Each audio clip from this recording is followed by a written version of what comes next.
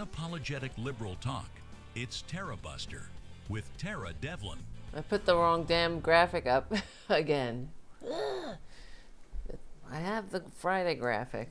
That was the Thursday graphic. Oh, what a pain in the ass. All right. Hey, guys. Nice to see you. Nice to see you. Nice to see you, Jim. We saw you at 1 o'clock at the Anti-Fascist Book Club. Thank you for being here. And everyone else who joined us earlier, thank you for being here. This is our Friday night hangout. And yeah, I'm glad to be here myself because we got a lot of work to do.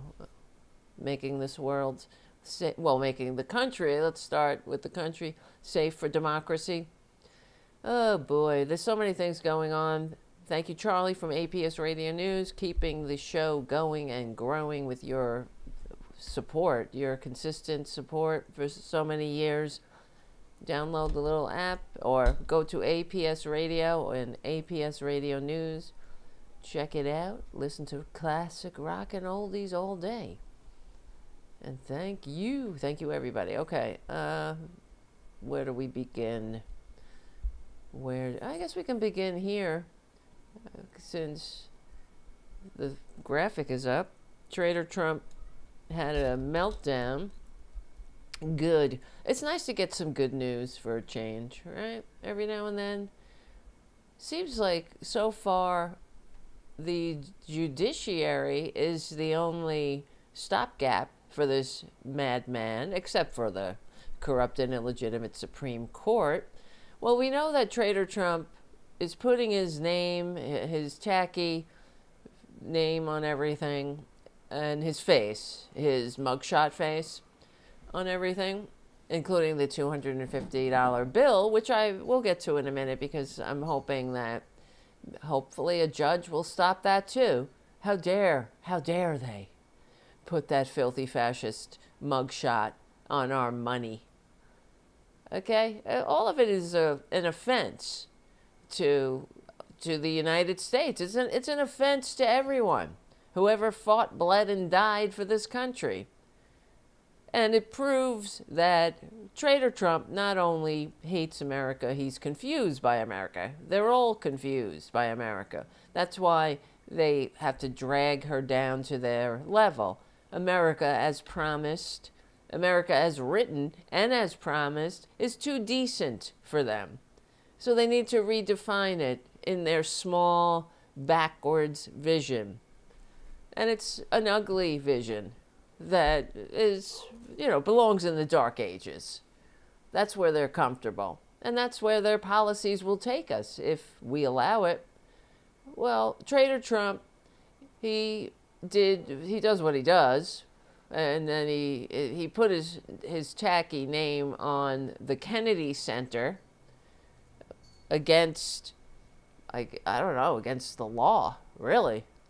But he packed the board of directors with a bunch of sycophants who went around the law, apparently.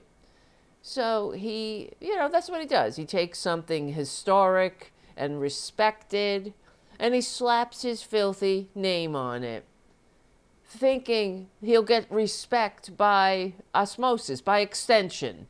He'll just know by the mere proximity to something respected and decent and something honorable, something with taste, something that people embrace, that he'll, by extension, get some of that will rub off on him. When what happens is he only drags the thing down with him.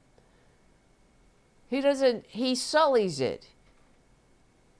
He doesn't know, he doesn't know how to not put his filthy fascist name on anything and diminish it. In fact, it reminds me, because last week we played a clip from that Trump documentary from the 90s, and the story, we just randomly played a section of it, and one of his assistants, it reminds me, I'm trying to remember the whole story, where they went to buy an antique, they went to buy a couch for his tacky apartment. And there was an antique 17th century chair. And Trump just couldn't understand what was so special about the chair, because he's like, my chairs are better. My chairs are better. You know, my chair. I'll have a tacky chair that's better. He just couldn't understand what was so special about the 17th century craftsmanship, the history, the uniqueness of a valuable object, of beauty. But he's like, mine better. I can do it better.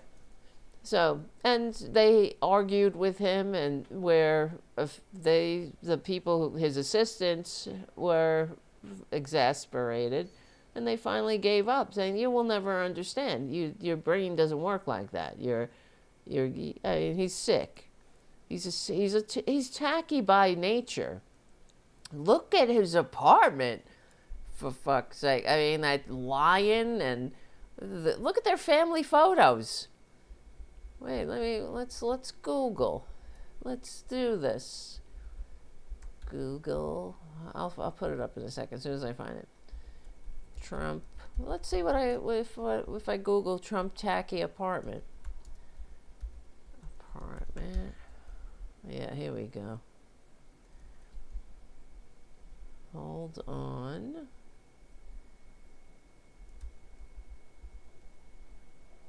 Trump's tacky apartment. Architectural and material culture blog.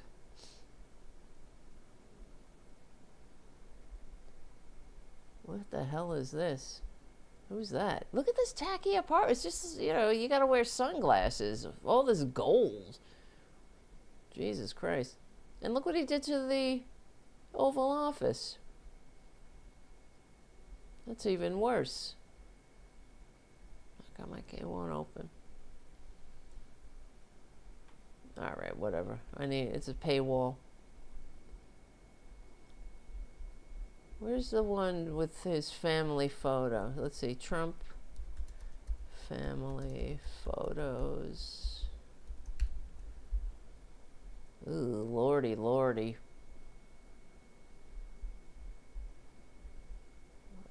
Where's the one with the lions? There we go. Ugh. There's his sons murdering beautiful animals. Oh, geez. What the hell is this? Oh, my Lord in heaven. What is happening to humanity? What is wrong with humanity? I'm not kidding. What is this? Who would put this on Etsy?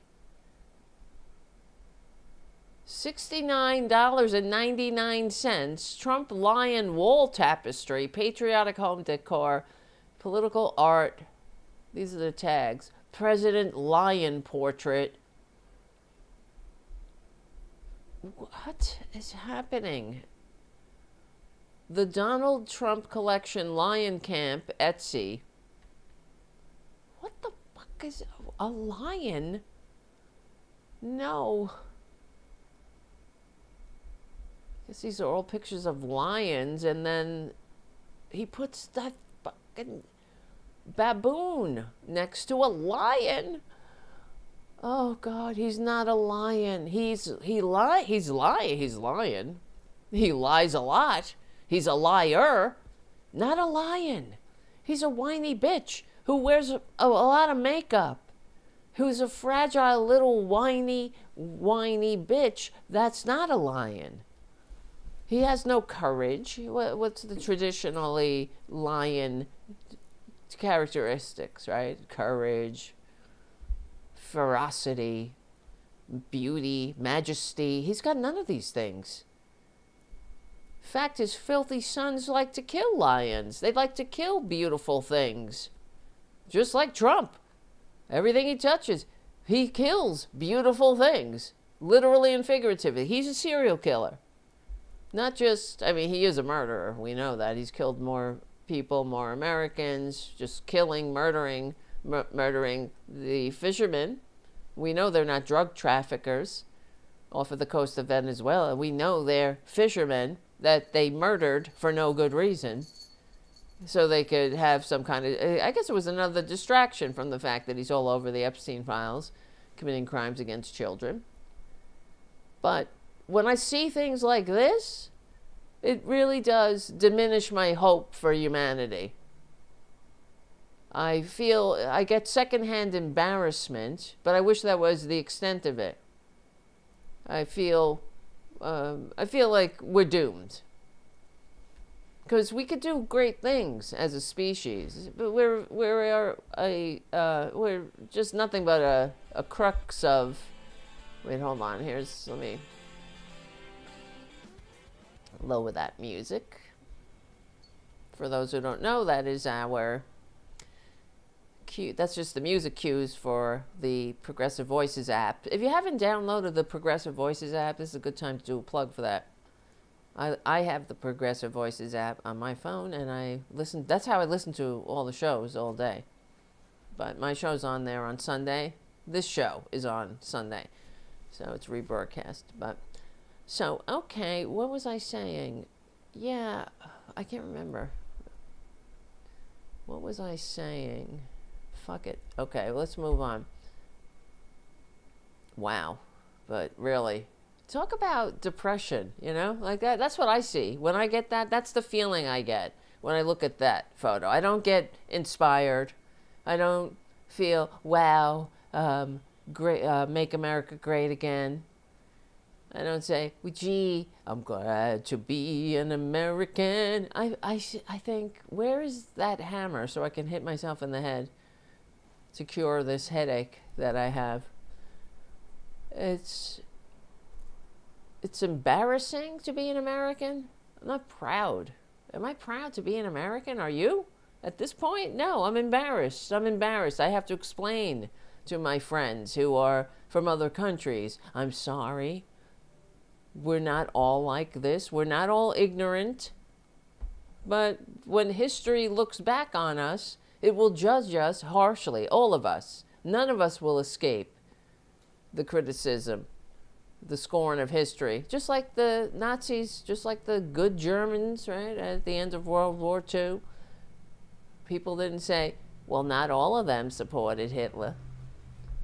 They said the Germans were to blame. And they were. We're all to blame for this. Really. I mean, we're doing our part. We're trying. We're trying to push back. But we do have an uphill battle as far as the media getting the word out, spreading the good news about the progressive policies that built the middle class, not only built the middle class, but created America. Never forget it. Never forget it. America is a progressive experiment. There is nothing more progressive than overthrowing a king and an aristocracy that ruled Western civilization for 2,000 years or more. Never forget it. So when these maggots, that's why they're attacking the American experiment herself, because they hate it. And their actions prove it. So let's get back to what we were, we just stumbled upon this and I couldn't let it go by. This one's $99. Who is this person that does such a abominable job, that creates such visual abortions? I want to stab my eyes out. What the hell? Oh no! In your house too. We got to get this vision. Oh geez. On a bedspread? Thanks for the nightmares. No thank you. Wow. What a disgrace. And plus, we all know that Maggot's bedroom doesn't look this neat and tidy. She put it in a ramshackle old meth lab, maybe, but nothing like this. Okay, where were we? Back to... Where is it? Not that one. These are all the stories I want to get to that I have on here. Where the hell is it? Did I shut it? Maybe I shut it by accident. I'm looking for the Traitor Trump's meltdown on Tripe Social, on his tacky Tripe. Where the fuck is it? I hate when this happens. You guys understand though, so thank you. Oh, maybe I'll look at my history. I'll look in the history. God damn it. Show full history. I think it was on Reddit.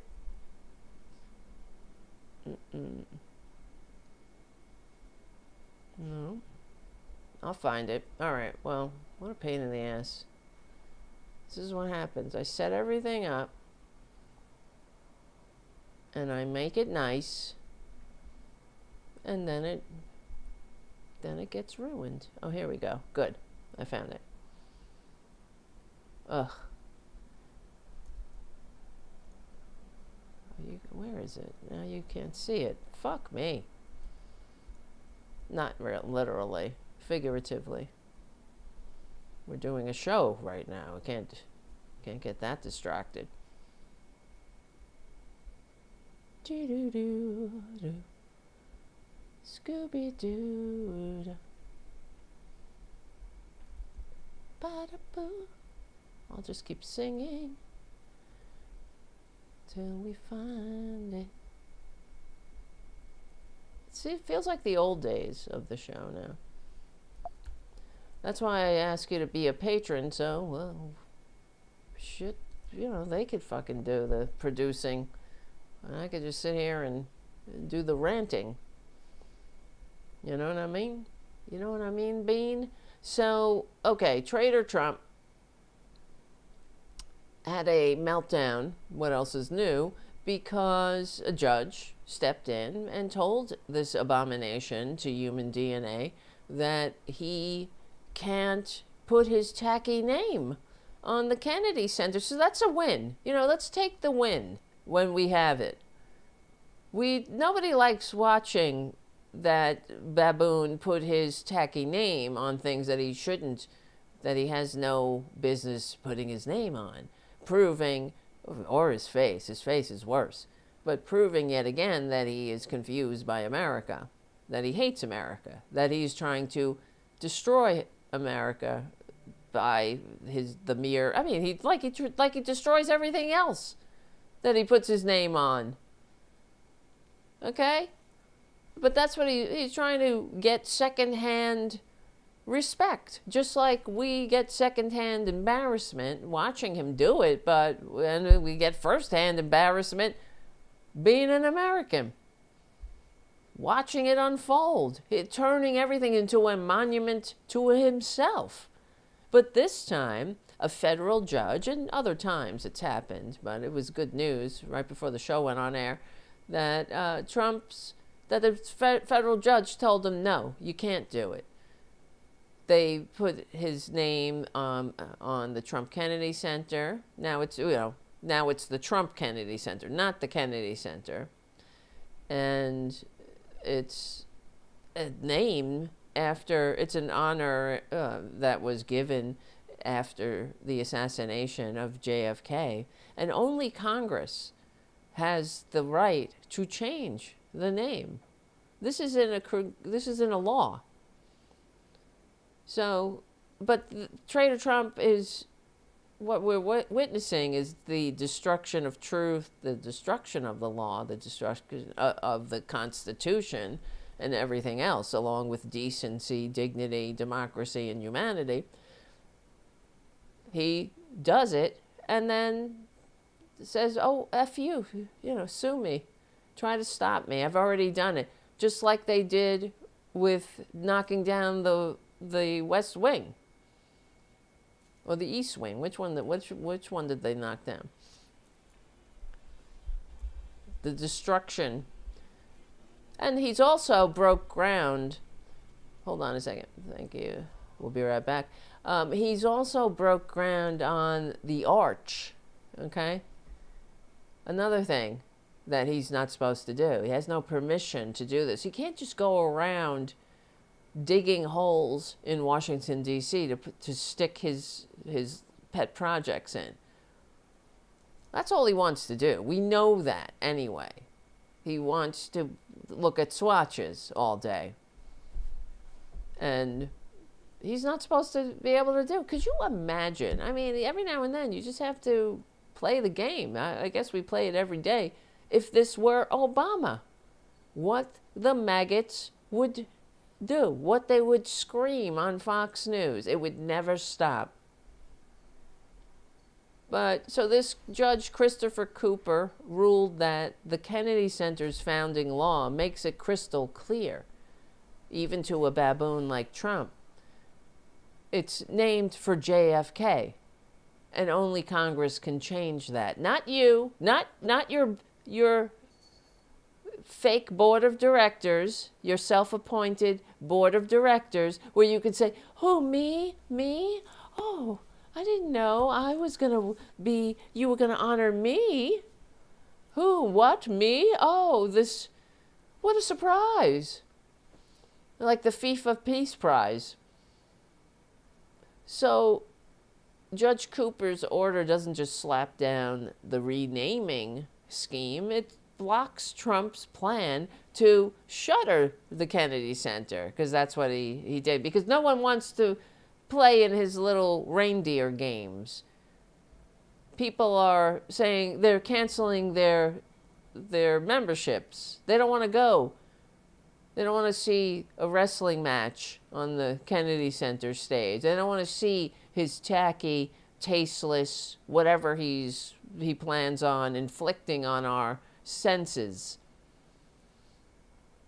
So he, instead of facing the humiliation, because he sucks, he really does want the approval of everyone on the A-list. He wants to be an A-lister. He's never been. He wasn't an A-lister when he was prowling the discos of New York and robbing from contractors, right? And hanging out with Jeffrey Epstein, palling around with the pedo.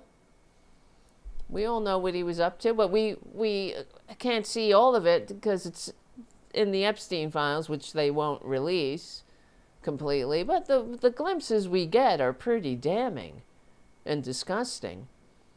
So we know what he was up to, right?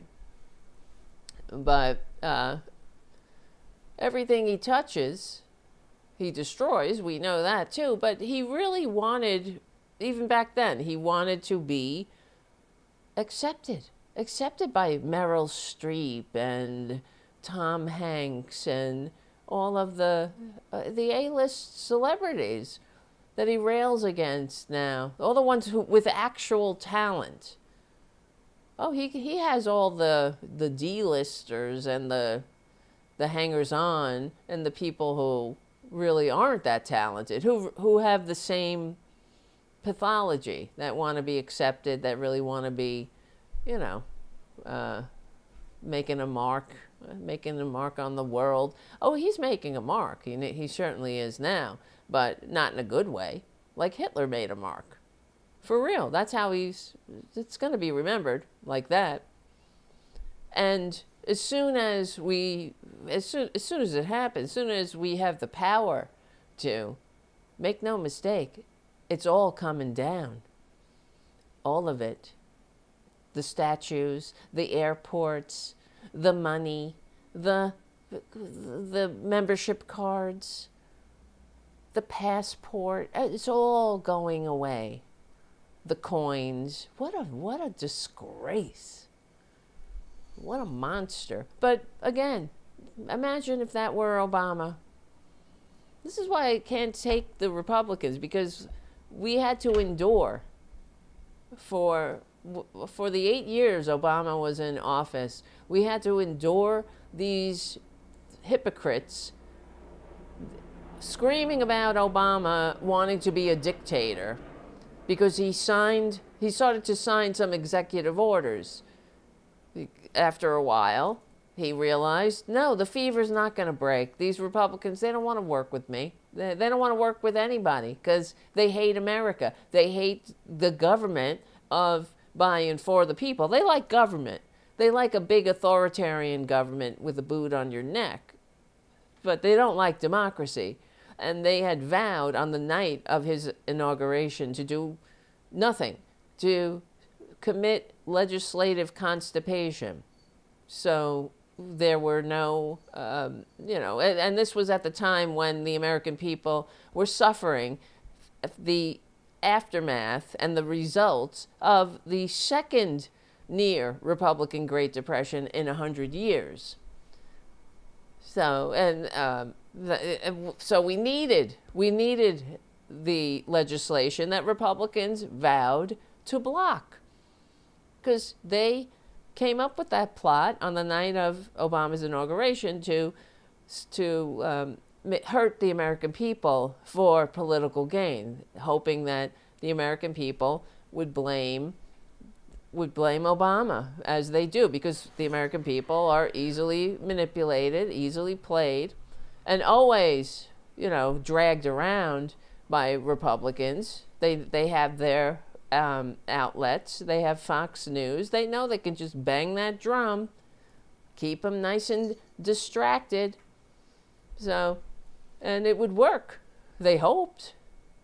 Mitch McConnell said his number one priority, remember, was to make Obama a one-term president, not help the American people, not bring us out of this near second Republican Great Depression in 100 years, not throw his constituents lifelines, but to make Obama a one-term president. Because why? Because they weren't finished robbing the Treasury and dragging us back to the dark ages. But we're here now.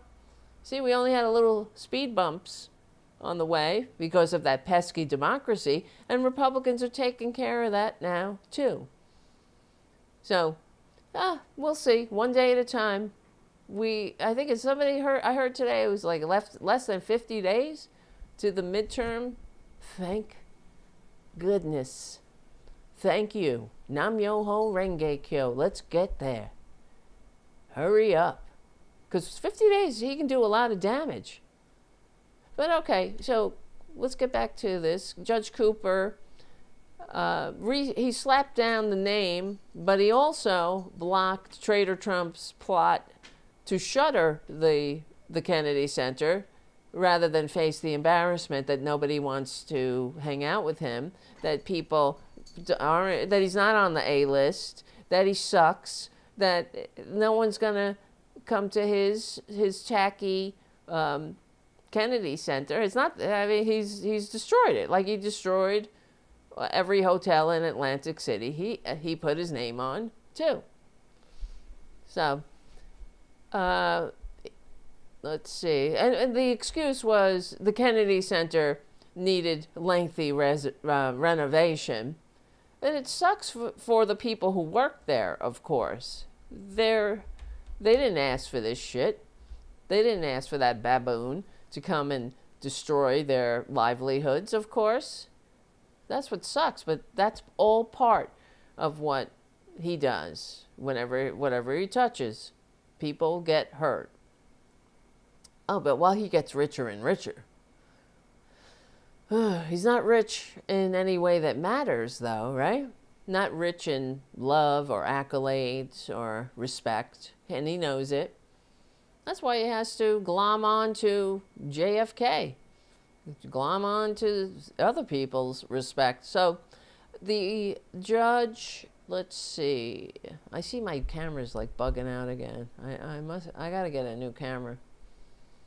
I hope it doesn't shut down. I hope it lasts the next 2 hours or next hour and a half or so. I don't even know. What time is it? It don't matter. What is time? Right?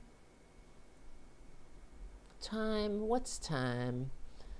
We all have some time. Thank you for spending time with me. Yes, Donnie is a moron. I'm looking at some of the some of the comments. Donnie is a total moron. Yes. Trump for the $3 bill. Yeah, exactly. Yes. And Mark on the chat says Trump is always referring to Obama using his middle name to incite Muslim racism. Yep. Ought to be met by Dems constantly referring to him as convicted felon Donald Trump. Exactly. I don't get it. I don't get why the Democrats don't do that already.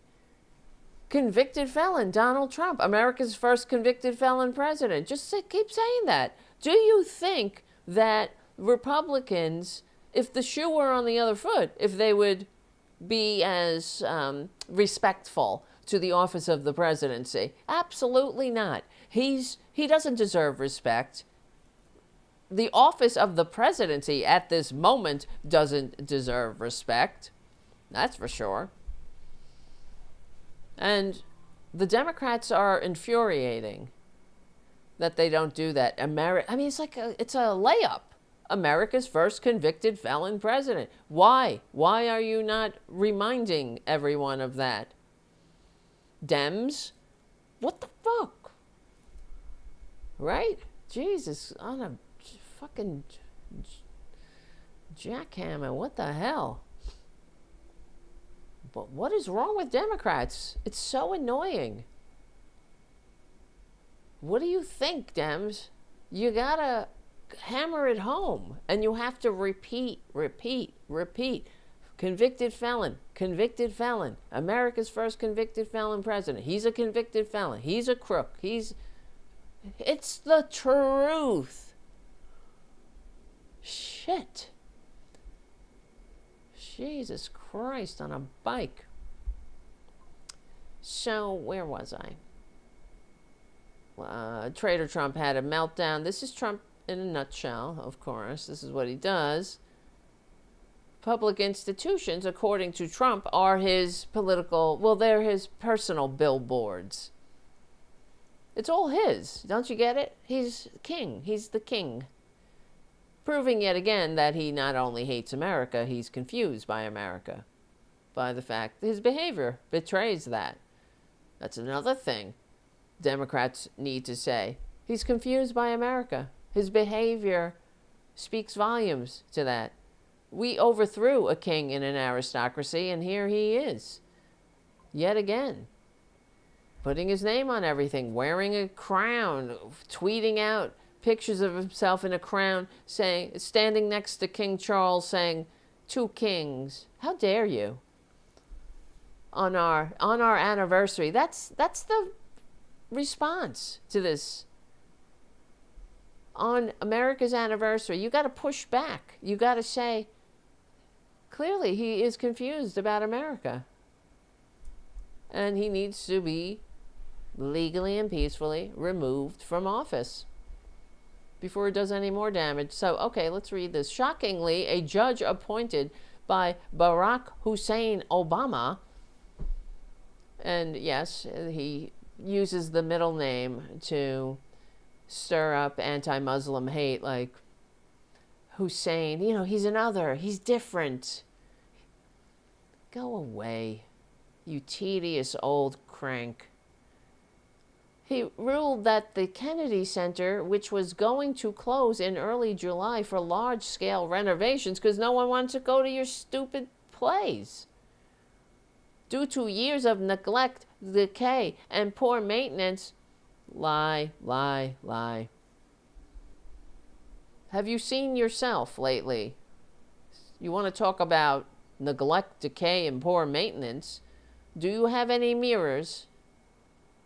Have you seen your face? Have you seen the makeup, that mask you wear? It looks like you look like a goddamn kabuki geisha girl. That's what you look like. You look like a geisha. They wear those white, but you got orange. You're like Putin's orange geisha girl. And it's not pretty. You're not pretty. You're not classy. You're not whatever the geisha girls were, or women, whatever they were supposed to be highly trained, and I don't even know, whatever. I'm not I don't really know much about that part of history and culture, but yeah, Donald Trump, I mean, decay and poor maintenance and neglect. Look at you. Look at your face. Look at your makeup. Learn how to blend that shit. You look worse. You orange. Why orange, too? There are some more human colors you can choose. Right? You can choose actual human tones, not baboon tones.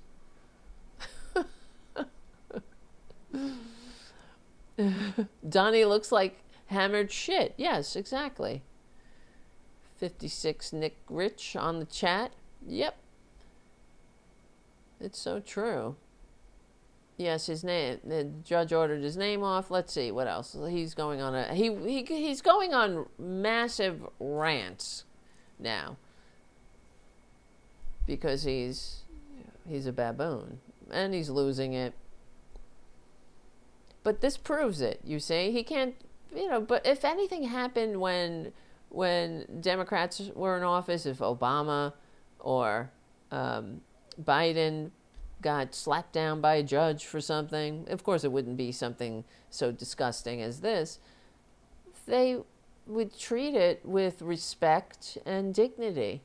They might post something about it, saying how they disagree, but it would be within the bounds of the law and respect and dignity for the three branches of government, for the co-equal branch. Right? Not here. Not Traitor Trump. He doesn't have that. It's like asking a baboon to write a thesis on space travel. So, let's see. What does he say? I mean, we're not going to read the whole thing because look at this. Look at that. Oh, and then he ends, thank you for your attention to this matter. You child. Talk about tedious. Thank you for your attention to this matter. I just learned that in my How to Write a Business Letter pamphlet that we learned in 8th grade or 3rd grade. Dear sir or madam, I was disappointed in my recent Kellogg's cereal box because it had half of the flakes that I expected. When I spent my 67 cents on my lunch box, I mean, I'm going back in time now. Writing a business letter, how to write. That's what we learned. I thought I would get more flakes for my money. Thank you for your attention to this matter. I am a baboon. God in heaven. The Kennedy Center has lost, over the years prior to our getting involved a short while ago, hundreds of millions of dollars. This is not true. Let me see. I want to do an experiment right now. Let me grab this. And I can copy. The reason I grabbed that so I can open that up in my preview and copy the text out of it. Okay, you can't see it, but it's doing it. I just want to run it through the AI and ask it. Sometimes I do this. The AI is helpful for research purposes and whatnot. And sometimes I'll run things that Traitor Trump says through the AI, and I ask it, pick out the lies. And let's see, how should I ask it? Pick out the lies and give me bullet points for each one. and number them.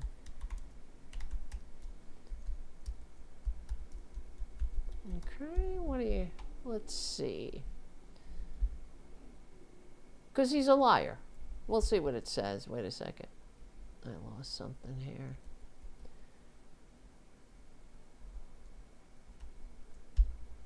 Okie dokie. It is identifying the arguments and facts to structure the commentary. The statement about the Kennedy Center is packed with spin and multiple outright falsehoods or gross distortions.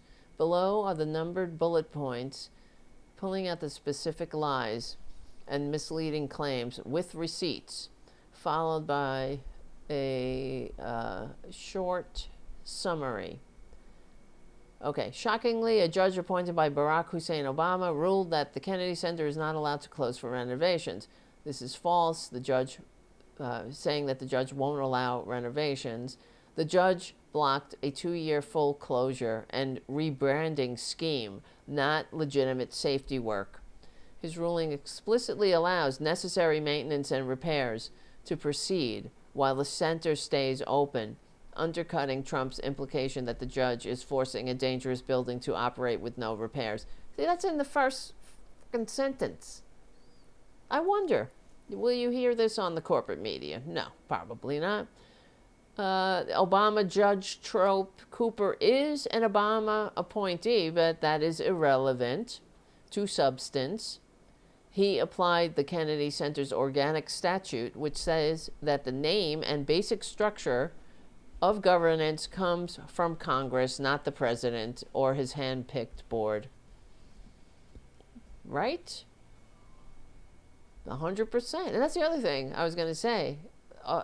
Republicans have done this to us. It didn't start with Traitor Trump, where this has been going on for a while, where Republicans, something will happen, a judge will overrule it or something, or, you know what I'm saying. A judge will give Republicans a ruling that they don't like, and we'll hear how it's an Obama judge or a Biden judge, when this never mattered in the past. It shouldn't matter. Or a Democratic something or other, AG or Republican, it shouldn't matter whether it's an Obama judge or a Biden judge or even a friggin' Trump judge. It should not matter, but it does. But that goes to show you what Republicans are, because every accusation is a confession. They're the ones who are politically motivated, and their ethics are malleable according to whatever policy they're trying to promote, or whoever's asking them, right? It's all about friendship. That's what, or loyalty, or relationship, as the baboon said when he came back from China. What did we get in China? Relationship. Yeah, because you and Xi are walking off into the sunset together. You're best buds. You know how much they must have laughed when Traitor Trump left China. They must have had such a laugh on him. How easy it is to play him. How cheaply he's bought, with flattery. You realize that when Traitor Trump went to China and he landed, he wasn't met by Xi. Xi wasn't there. He was met by the second in command, which was an insult. That was a way of Xi saying to our so-called president, the leader of the free effing world, supposedly, it was his way of saying to Xi, you work for me now. You come to me. I don't go to you. I don't meet you. You're not that important. You're not that important. I'm not moving from my chair here. It's too much. You got to come to me. And you think that didn't go unnoticed by the world? Oh, Well, maybe I don't know if Trump noticed it, because he spent the rest of the visit in China licking Xi's ass like the dog that he is. Unfortunately, no offense to dogs,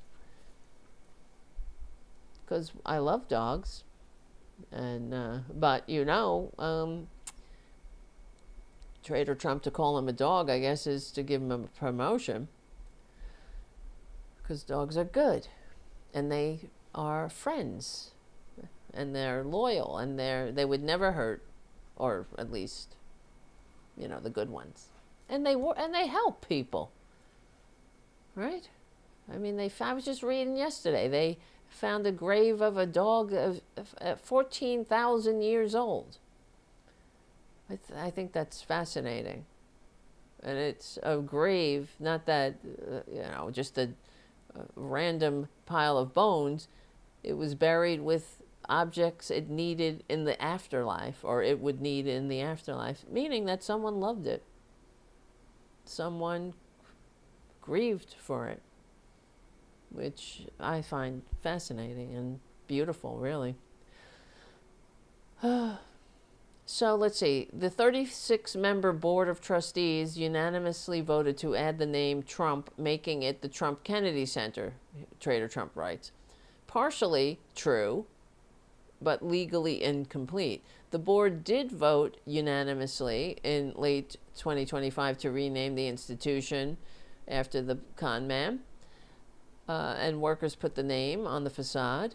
But Cooper ruled that the board overstepped its statutory bounds because Congress, via the 1964 statute that named the Kennedy Center, says that only Congress can change that name. So, Traitor Trump saying we had the right to do such an addition is false as a matter of law.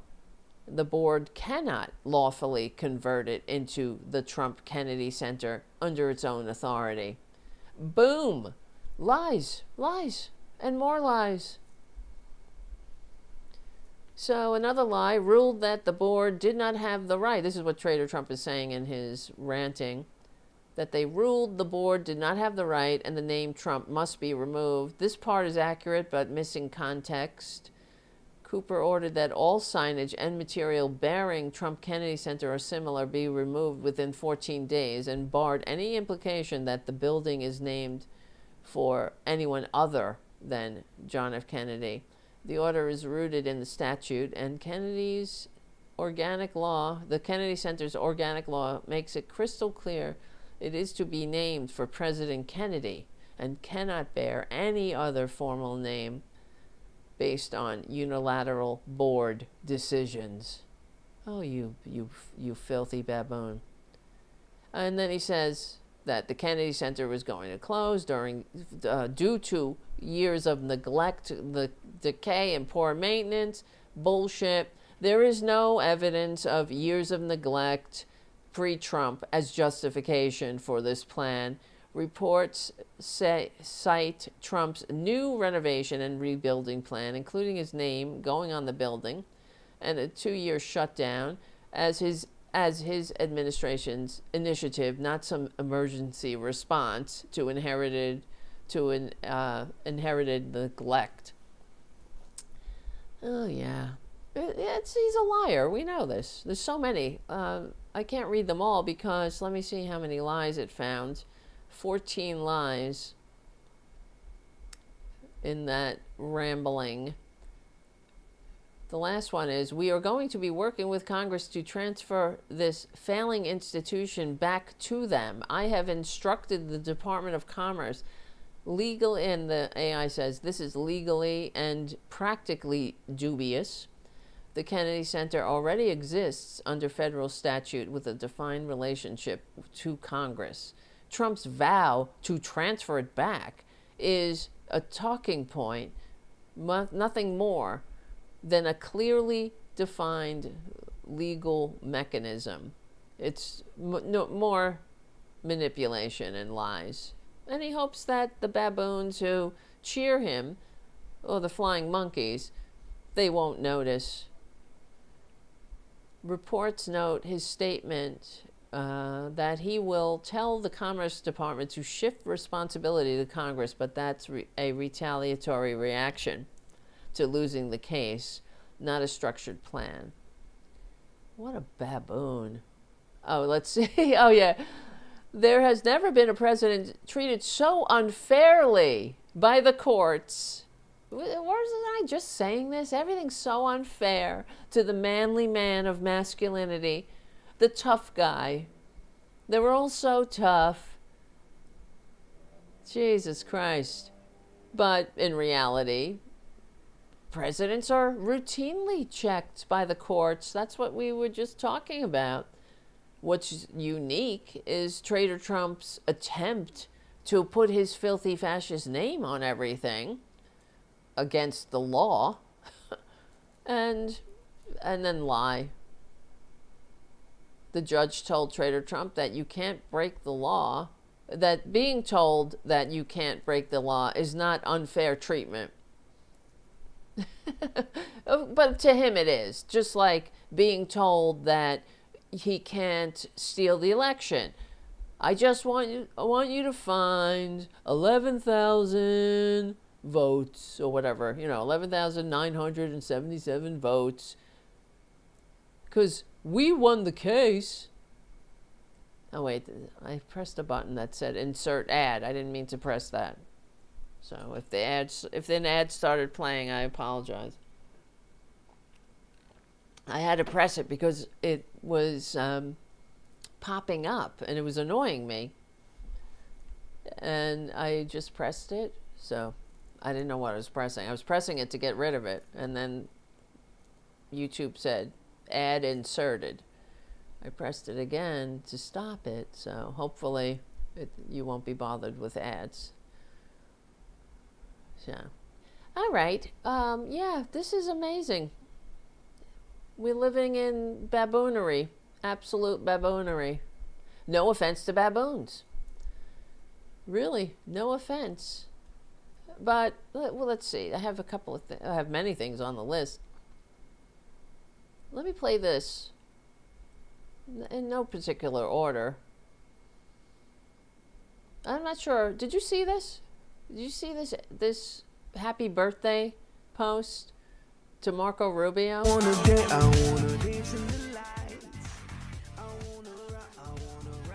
Can you believe this?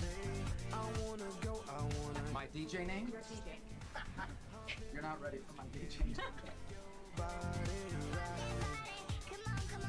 What the fuck are we doing?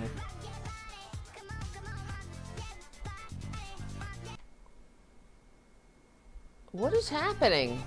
I'm trying to move this over. Your body, rock your body. Everything they touch, they diminish. What is this? What is the point of this? Happy birthday? This is what we're paying these people to do? This is the Secretary of State. Do we pay you to be a fucking DJ?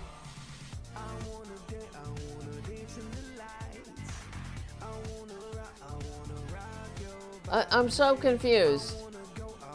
My DJ name? You're not ready for my DJ name. Rock your body?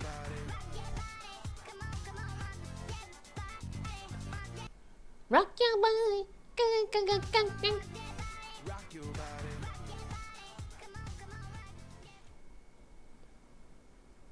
Oh my God. Imagine if, I mean, you have to play the game all the time. What if that were anyone in the Democratic Party? I don't even understand. Why would you do that? Why? You're the Secretary of State. But they diminish this country on so many levels. On every level. Pick one. Point to one. It's like, I'm trying to find that picture of him. Here it is. Let me see. Did you see they made him wear a tracksuit like Maduro?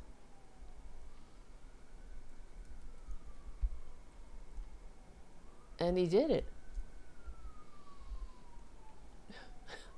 And why? And they posted this. Why? Why are you wearing a tracksuit like Maduro? They're embarrassing the Secretary of State. It's little Marco.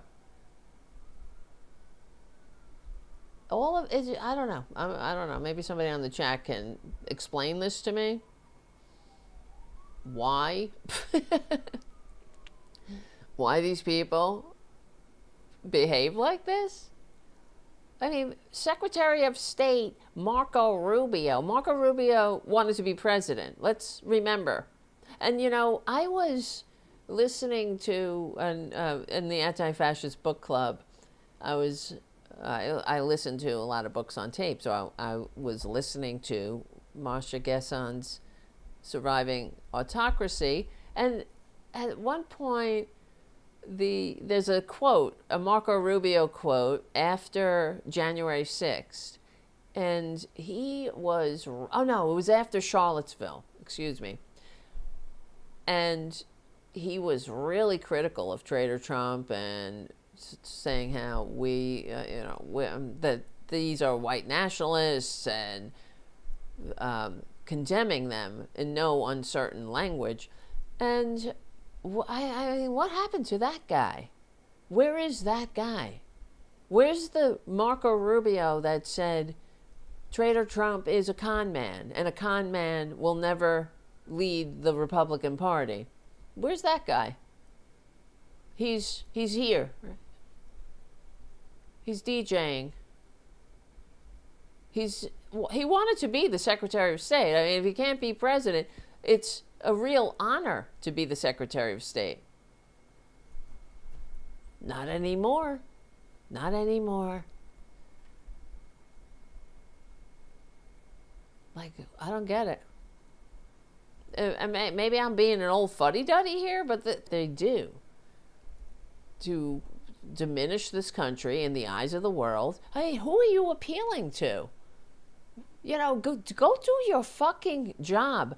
We don't care that you're DJing. I mean, you should be at work, bitch.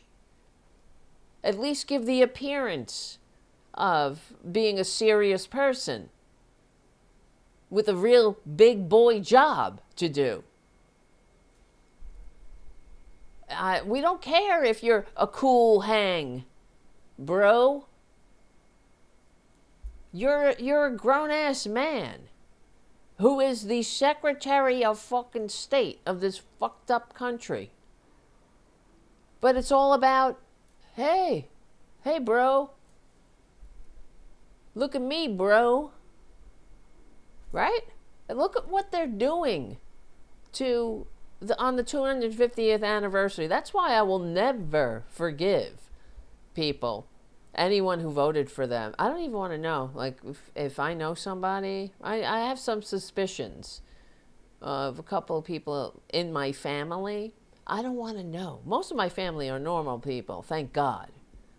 Thank Nam Myoho Renge Kyo and the mystic law. Thank the universe that I don't have to deal with Trumpanzees. I know that people do, that some people do, and it's difficult to, especially if if your mom or your dad, it's got to be hard to, have that relationship so poisoned by the worst human being on the planet and his cult of sycophants and enablers who will eventually be remembered as we remember the 20th century fascists.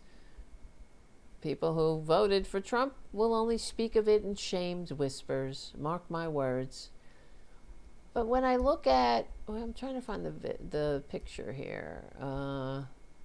When I think about the 250th anniversary of this country being in charge, having that guy in charge, having a tax cheating, draft dodging, wannabe dictator con man who thinks he's a king, convicted felon, serial bankrupt, convicted rapist who tried to overthrow our country and is still at it. He's still trying to do it. Who incited an insurrection, who pardoned insurrectionist and is now well, they put the kibosh on the slush fund, as far as I know. Who knows? Maybe it'll be back. Somehow, Trump's going to get his gullet on that money, though. You better believe it. But to have that thing, you go from George Washington to Traitor Trump. And he's putting his face on everything with George Washington in the background. Like on the picture of the parks, right? The parks. Parks Pass. With Trump's face on it. Let's see.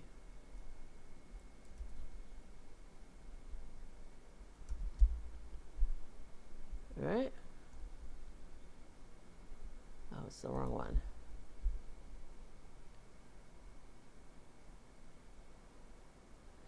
Look at this shit.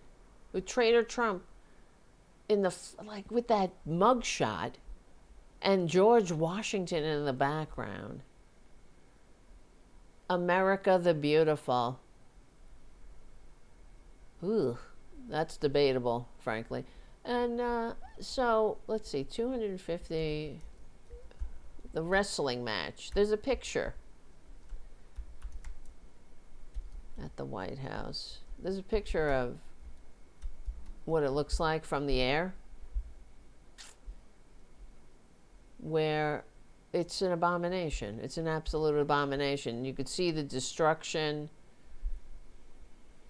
you know, for the ballroom. Hold on. Be right back. We're back. That's Francis. I mean, that's Ray and Boudica.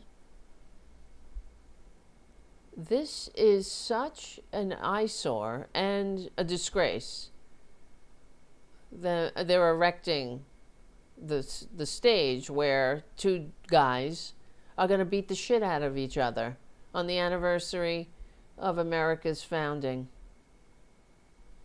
Somehow that fits with what we're going through, but it is a tragedy. Shouldn't there be a symphony? Something like that, some high art in a way, right? Something that appeals to culture, that elevates the human experience. But we're gonna watch two shirtless dudes beat the shit out of each other, and then Trump's gonna pardon people, like booga booga booga, everyone's pardoned. That is some supervillain shit. And last night on Jimmy Kimmel, he said that's something the Joker would do. It's so true. That's what you would expect. How does that honor America, pardoning a bunch of crooks on America's anniversary, on the 250th anniversary? Look at this. Look at the scene here. We have them building the place, the stage where guys are going to beat the shit out of each other. And here's the destruction for Traitor Trump's ballroom, his bribe factory. And he's really grifting off it now anyway. You know, how much was it? It was supposed to be all donations, 250 million, 300 million, 500 million, $1 billion. It never stops. Oh, I doubled it, you dumb person. Because I doubled the size, you stupid person, you dumb person. You see? No wonder. That's how we celebrate. We diminish everything. America is a joke at this point. We should never have rebelled against the crown. America would have been a better country at this point. Slavery, we wouldn't have had to have a civil war. Slavery would have been abolished by act of parliament. And we would have health care. We would be, you know, somewhat, that would not be happening. We would not have to witness two guys beating the shit out of each other on our birthday. It really embarrasses me. And that's the other thing. How do they think this is appropriate? Right? I mean, that's what you got for our anniversary. And the fact is, it's going to suck. It is an abomination. But they're too stupid to know it. They're too devolved to know. Just like they're confused by America herself. They don't understand how degrading it is to make a wrestling match the way we celebrate our birthday. And there's no coincidence that Traitor Trump, he was trading stocks. Apparently, he traded the stock in the wrestling. Let me see. Oh, there's so many other things about this, too. It just came out today that Trump traded wrestling. What's the name of the UFC? Yeah, right? He bought UFC stock. And also, another thing, it was reported in the Daily Beast that they're trying to recruit people. They need an audience. No one wants to go to this abomination. I'm sure they can find some takers, but you know, not locally, I guess. And maggots, who knows? I guess they don't want to travel. Where is it? Yeah, Trump bought UFC stock ahead of the White House cage fight. A cage fight on our anniversary. How dare you? But they're recruiting military members. They're offering tickets to members of the military to attend this cage fight. So you can degrade yourself. They'll probably allow them to wear uniforms because there's no standards anymore. As the baboon, you know, he's in charge of everything. He went to, what offended me, there's so many things that offend me about this, but when he gave the commencement address at the Coast Guard Academy, the graduation, he told them, all your demerits, all your infractions are hereby null and void. You're pardoned. So don't worry about it. You know, there's no accountability. And so as long as you can get away with your infractions, I mean, obviously they're graduating and it's a joke. But it's not, well, it's so funny. These are supposed to be officers. They're supposed to be held to a higher standard. So we don't have any standards anymore, right? No standards, no ethical standards. There's no consequences for bad behavior anymore. That's the message. As long as you can get away with it, and if somebody can pardon you, fuck it. Why even be ethical? And because being ethical gets you targeted by maggots. That was General Milley. They hate General Milley. They took his portrait down out of the Pentagon, even though he's the personification of a philosopher warrior. When he spoke to these people, I remember he was in front of the Congress getting grilled by these horrible Republicans, and he was like, yes, I've read Marx, I've read books, I want to read, I want to learn, I want to know, I want to, you know, that's the way we want our officers to be. We want them to be well-rounded, well-read, and understand the world and people, because that's part of being a general. If you don't just wage war with blowing shit up. We're gonna blow you up like fucking Pete Hegseth and Baboon. No wonder they will never win a war. You have to win hearts and minds. You have to understand the human condition. But they don't like that because ignorance is a Republican requirement. So Pete Hegseth is perfect. He's the perfect ignorant cuss. Disgusting, the performative masculinity that is actually cruelty and weakness. So let's see. Trump's White House stunt. Well, the anniversary. It's already backfiring because they're trying to recruit service members to get junior troops as crowd fillers. But like everything else in this performative shit show, the troops have to meet certain height and weight standards, right? So you gotta look like a super soldier. You gotta be one of those, I guess you gotta be one of those dudes that Traitor Trump wants to grab your ass, pull up on stage and go, wow, you're a real man. You're a real specimen of manly masculinity. So Pentagon leaders are actively trying to recruit hundreds of troops to attend Traitor Trump's June 14th, cage fight on the White House lawn with soldiers they told must pay their own way, wear their uniform, well, there's the answer to the question, and meet specific height and weight standards. Why are you wearing the uniform? You're disgracing that uniform going into this thing. Right? It's so embarrassing.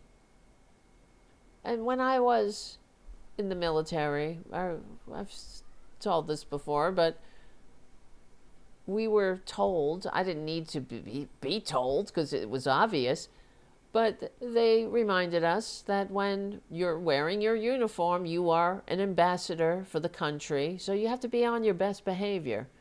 You can't act like a dick. You can't act like a douche. And certainly don't go to things that diminish the uniform because you're representing the United States. So you don't go to political rallies. You don't go to political events. Not anymore, though. Oh, they go, this is a wrestling match. It's not a political event. Oh, it's a political event. But worse than that, it's a degrading event that diminishes the White House. It diminishes the office of the presidency and the United States. To have that on the White House lawn, for what purpose other than to diminish the United States? What purpose does it serve? Have it in a fucking arena somewhere. Why are you building a whole thing, a whole stage on the White House lawn? It's a disgrace. Yeah, we would have events on the White House lawn before they had symphonies. Things like that. Things that show the world our best foot forward. Not this thing. So the troops must meet current weight-height ratio and physical fitness standards, and they must show up in short-sleeve dress uniforms, making them highly visible as curated camera-ready backdrops rather than a normal sporting event crowd. One internal message says that tickets should go to genuine UFC fans, not high-ranking officers or soldiers, which pretty much concedes that this is being orchestrated as a visual prop operation, not some spontaneous outpouring of enthusiasm. Trump and the White House are pitching this as a once in history celebration. We should be so lucky. Once in history, God willing, with press aide Davis Ingle calling it one of the greatest and most historic sporting events in history. Right? Like the Taj Mahal was the eighth wonder of the world. And proof that Trump's vision for America on the 250th anniversary. What? And proof of Trump's... Oh, I read that wrong. And proof of Trump's vision for America's 250th anniversary, period. Trump's originally bragged that a 20,000 to 40,000 person mega spectacle, but now he's struggling, or they are struggling to fill 4,000 seat, but let's see, 4,000 seat arena. 4,000? Jesus Christ. And how much money is that costing us to build this? And then they're going to tear up the lawn. It has to be replaced. Everything's going to be broken down. It's all going to be messed up. But don't worry. We don't have money for health care. We don't have money for hospitals. Hospitals are closing all over the country. When you call the VA or the Social Security or any other government agency, you're on hold all day because they fired everyone. But we have these spectacles, bread and circus without the bread. We just get the circus. We get the shit show, though. Because Traitor Trump doesn't know how to put on a show. He sucks at it. The Apprentice was a complete joke. It was the whole you're fired, you're fired. They had a hard time getting words out of him because he doesn't know how to read a script. It's all, if you read the script all day and there's a couple of takes, you can get it and edit it and make him look halfway normal. It's all a show, though. It's all an act. The best they can do is, well, let's see. I remember from the first maladministration, this spectacular finale. This would be better, right? Ray and Boudica would be a better finale. Wouldn't that be? Ray and Boudica would be so much better. Cowardice. Are you serious? Are you serious? Apologies for freedom. I can't handle this. When freedom brings, answer the call. On your feet, stand up tall. Freedom's on our shoulders.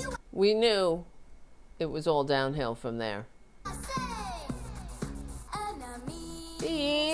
Enemy. Enemies of freedom. Come on, boys, take them down. Boys. President Donald Trump knows how to make America great. Deal from strength or get crushed every time. Deal from strength or get crushed every time. Over there. Freedom fell. What did they say? The whole thing is an abomination. I know. Don't do this to you, right? Again? Bum, bum, bum, bum, bum, bum. Look at those uncoordinated basic bitch moves. I could get up there. Over there. Freedom free. Freedom isn't free.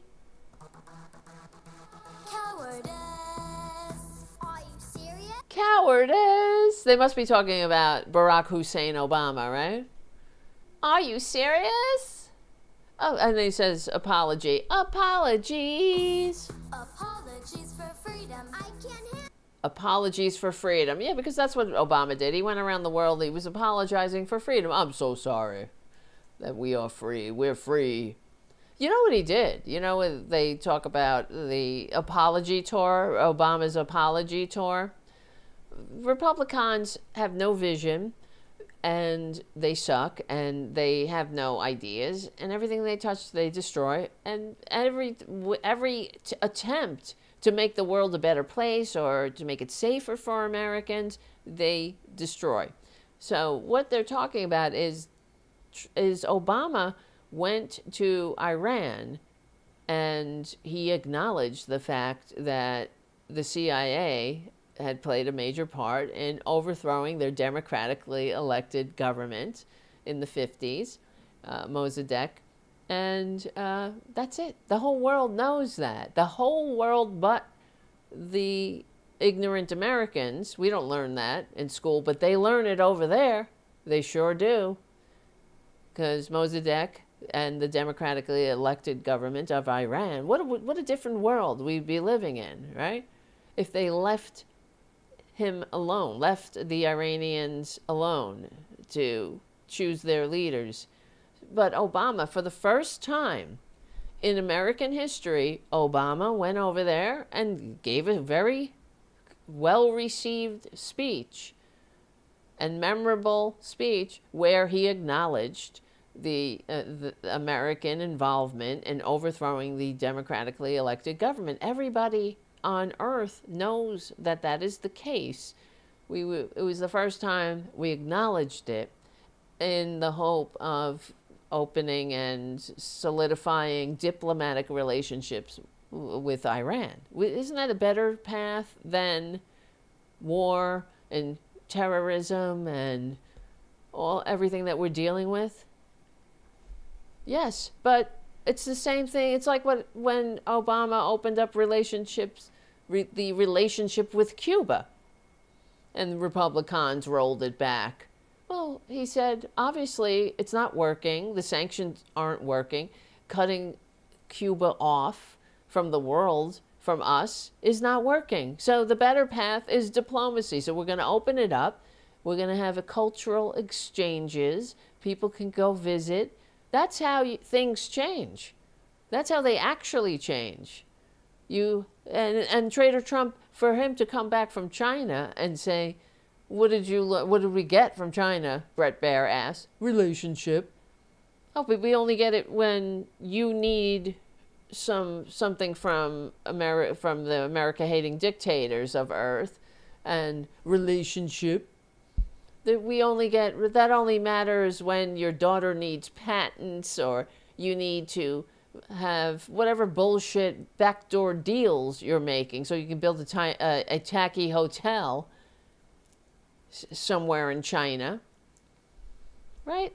So that's why and I'm so sick of the Republicans, of course, but I'm also sick of the media, the corporate media, for not pointing this out. How many years have we heard from Republicans saying, oh, Obama's apology tour? We keep hearing that. They always say that, right? The apology tour. Then he went on an apology tour. Does anyone on the corporate media ever explain it? Nope. I'll answer that. Nope. They never explain it, and they just say nothing, and thereby enabling it, solidifying the talking point. It takes 5 minutes, say to the American people what I just said. Right? Listen. That's the end of the Progressive Voices part of the show, but we have more show. YouTube.com/CFA-channel/Tarabuster, and on my Substack and everywhere else. All right, guys? Follow my Substack because that's where I'm spending most of my time in between shows on YouTube and Blasey Blues. All the places. So it would be great if you can subscribe to my Substack. Even a free subscription will help keep getting those numbers up, and if you can subscribe financially, that'll help. Things have got to change around here. I got a lot of work to do to build the channel, so I appreciate your help doing that. Because we're building it together. I can't do this alone. Who the fuck wants to? So, over there, apology tour. Over there, freedom from strength. You see all the strength now? We see it. Oh boy. So much strength. Look at that strength. freedom and strength. Like a little bitch. You look like a fool. That's your strength. That's your manly man of masculinity. Yeah, freedom. No more apologies. Ever. No apologies. Oh, here's something. Well, where's the other thing? There's so many stories. You don't even know when I prepare this show. The stories like this, I put them all in the bucket. But there's never a loss for topics. Oh, the other thing I wanted to post, here's the other thing, actually. So many things. Right before the show went on air, I think we might do the Shane thing, the Shane Vaughn video after. Because we'll see what happens. But, okay.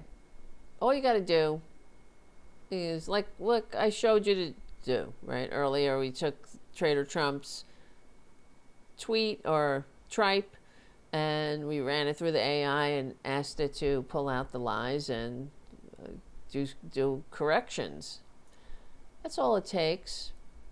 But rest assured that everything that they put on their social media or that comes out of their mouths is a falsehood. So this tweet came up right before I went on air, and I was like, what's this? Of course, everything, like I said, that comes out of their mouth. If Trump said the sun rises in the east and sets in the west, I would have to check myself. But I went on the AI and I asked it, is this true? Let me see. I'm sure it's somewhere. I'm getting a little nervous about the camera here. As you can see, it's flickering a lot. Where the fuck is it now? Come on.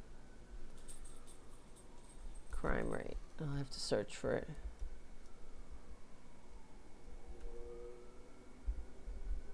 Here we go. So the assertion is that the White House, or what is it, largest decrease in violent crime since 1937. And I thought, well, if that's true, I'm sure it's bullshit. I'm sure somehow it's a lie, and he didn't do shit.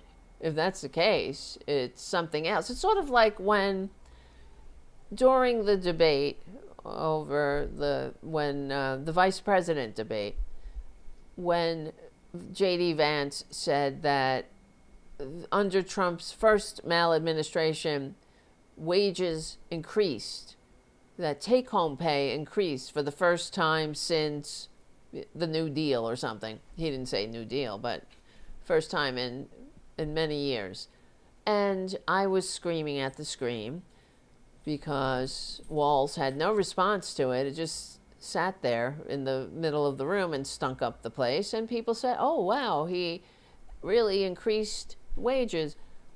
You know why?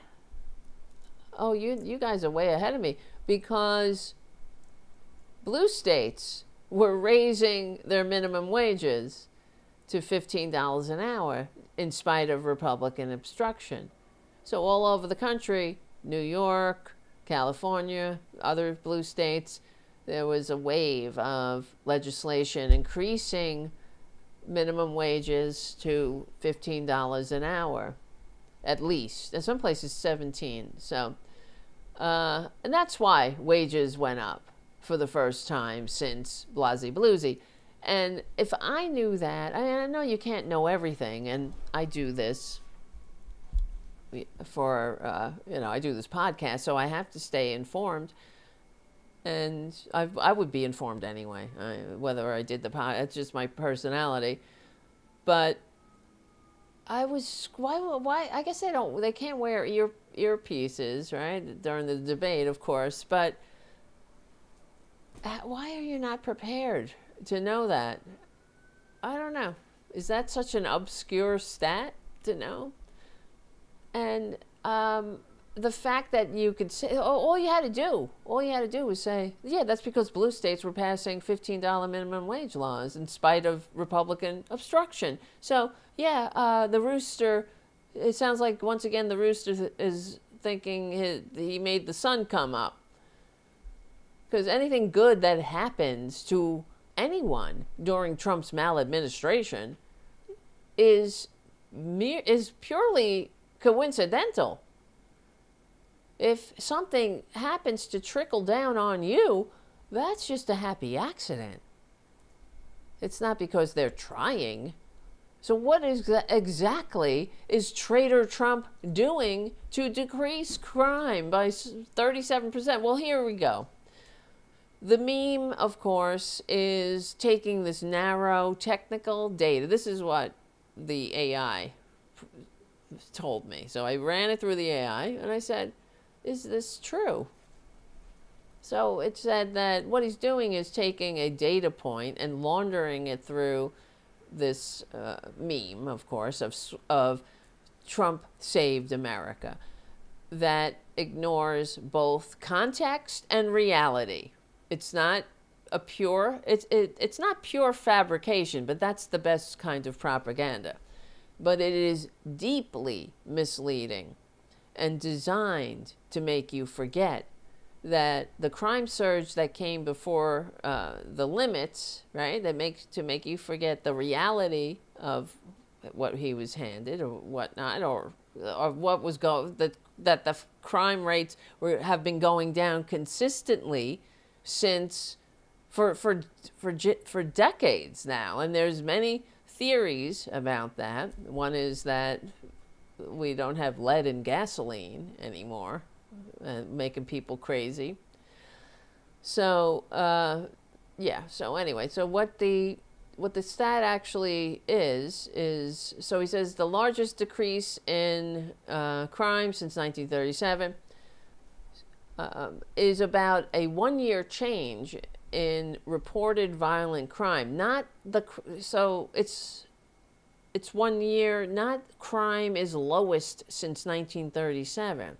FBI data shows that from 1924 to FBI data shows that from 2024 to 2025, reported violent crime fell roughly 9 to 10%, with murders dropping 18% and other forms of crime, robberies, sexual assault, down.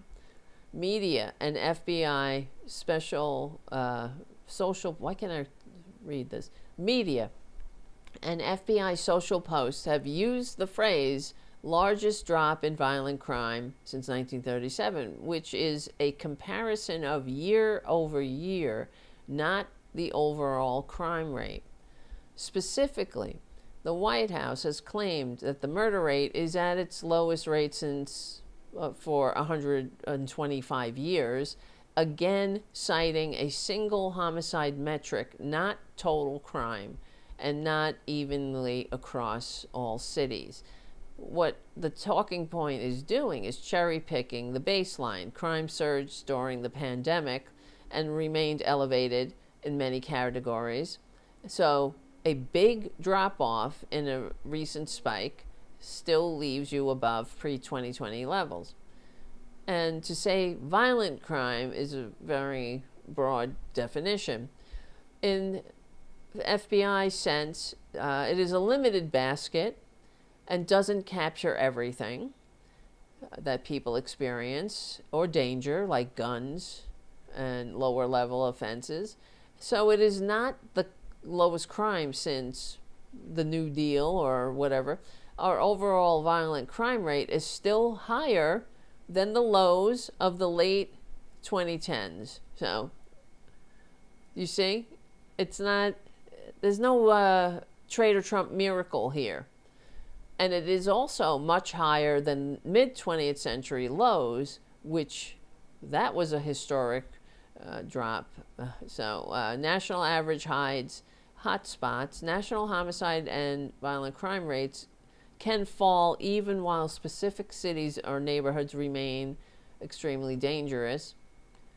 Something fact checkers have pointed out for years when presidents game these stats. So BBC analysis of the Trump era, their lowest crime rate in 125 years rhetoric, notes that while homicide rates have reached their lowest level in decades, overall violent crime remains above prior lows. And the drop is real, but the bragging is exaggerated, and it's also cherry-picked. U.S. crime has been on a long downward trend since the early 90s, with violent crime roughly halved and property crime down over 40% over 25 years, well before Trump ever inflicted himself on us. So there you go. Fact checkers have repeatedly called out this White House crime claim under Trump for cherry picking the spikes and drops in handful of big cities and pretending they have some kind of national, what do you call it, policy. They don't control crime. Traitor Trump has nothing to do with crime rates, really. No president does, because that's a local issue. It depends on where you are. And I don't want to hear, bullshit, defund the police. That's the other thing. I don't want to go there, but no Democrat has ever defunded the police. Republicans have. And the only thing that the Republicans they're the ones who talk about defund the police. And that's why, oh God, the Democrats really need to listen to my show, I think. And shows like it. I think, because they're so annoying. Because they don't know how to fight back. So, all right. Where do we go? What do we got on? We got time. We got a lot of time. Oh, I said we were going to do that other thing. Look at that fucking picture, though, first.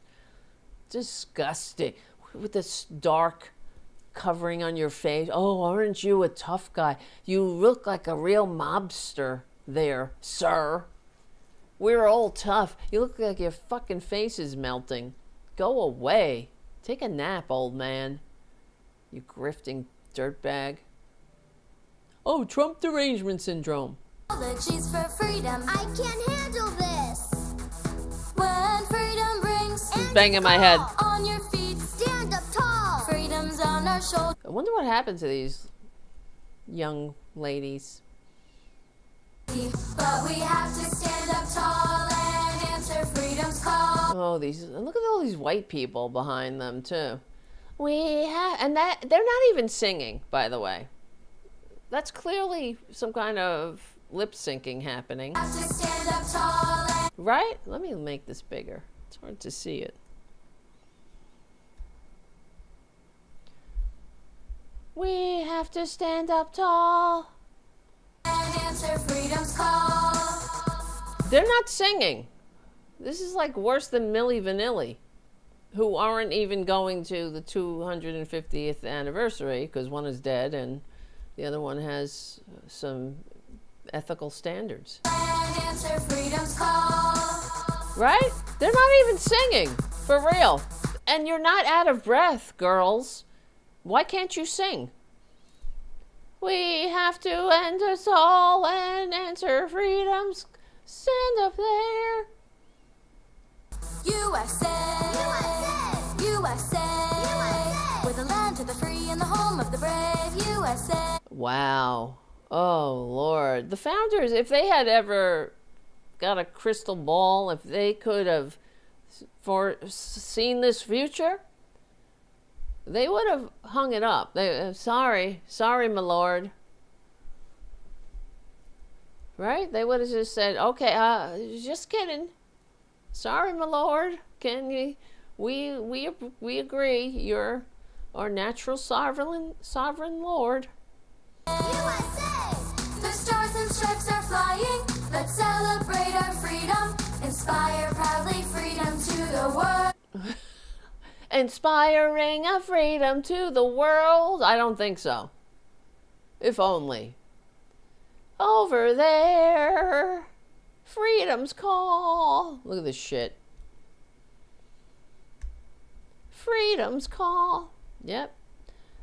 Fuck you. When I see that, that's the feeling it evokes in me. Fuck you. You filthy con man.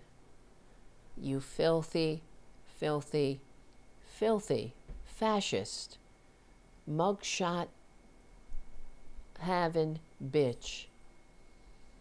No offense to bitches with mugshots. Some of them are nice people. Not you. I don't want to look. Why do we have to look at that fucking face with those dead eyes staring at us like, what? Are we supposed to be afraid of you, old man? You old orange bitch? We're supposed to be afraid. Oh, Trump. You're my dear leader. Don't look at me like that with one eye. With your fucking twitching eye closed. Oh, look. He's so intense. That's what you look like when you're the leader of the free world and all you care about is swatches and ballrooms and begging Xi to get you out of a jam that you created.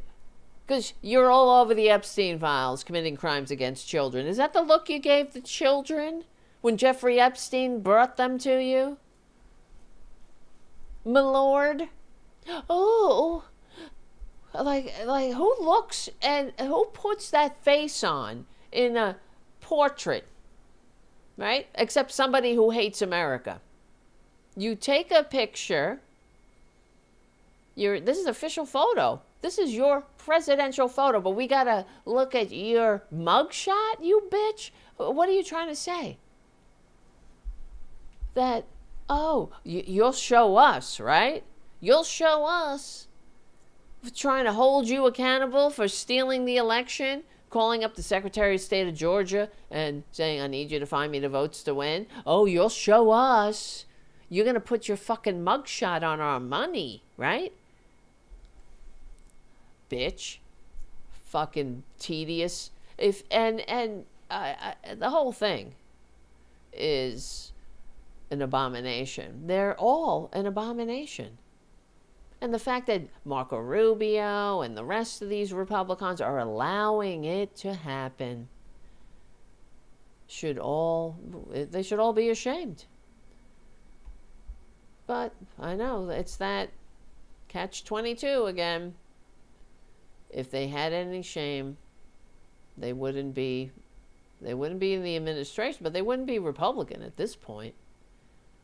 But when I look at that picture with his face, and then even the same face on the passport and everything else, the coins, like, go fuck yourself, old grifter. You fucking disgrace. We will, what is it, damnatio memoriae?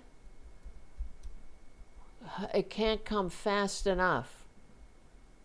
It's Latin for condemnation of memory, and it's what the ancient Romans would do to their mad emperors, or a disgraced person in particular. It didn't have to be an emperor. They would erase them from everything.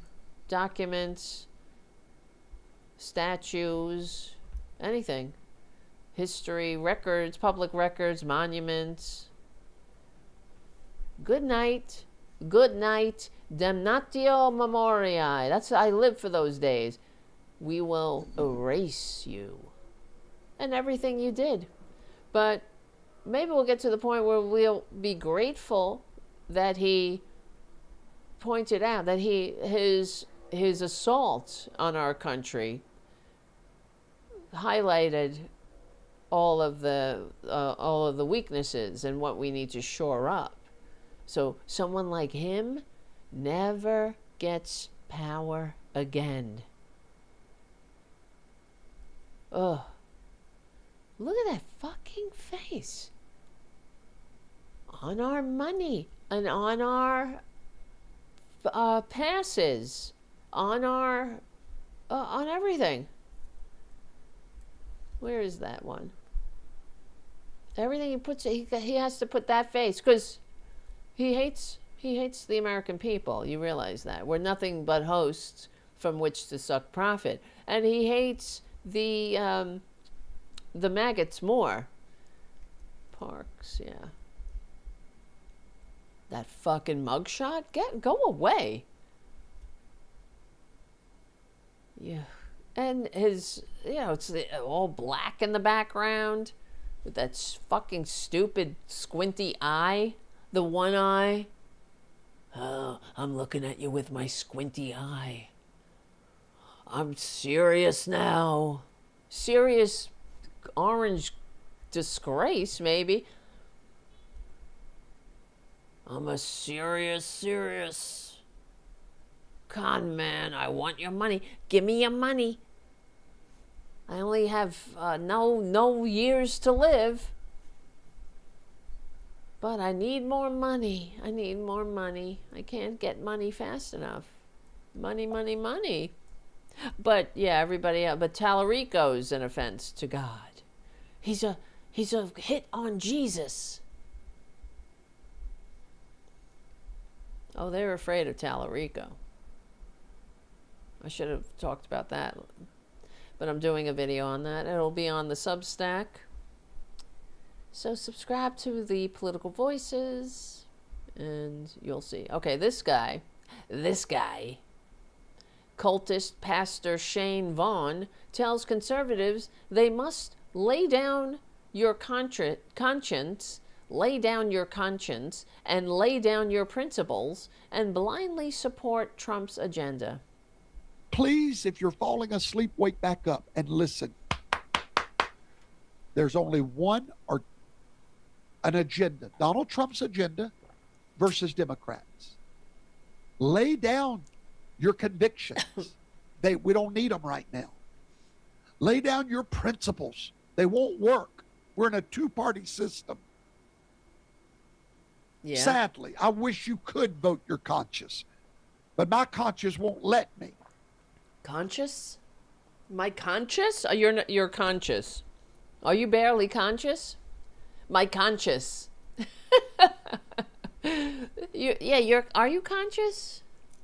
You don't, you seem conscious, but the shit that's coming out of your mouth makes me wonder.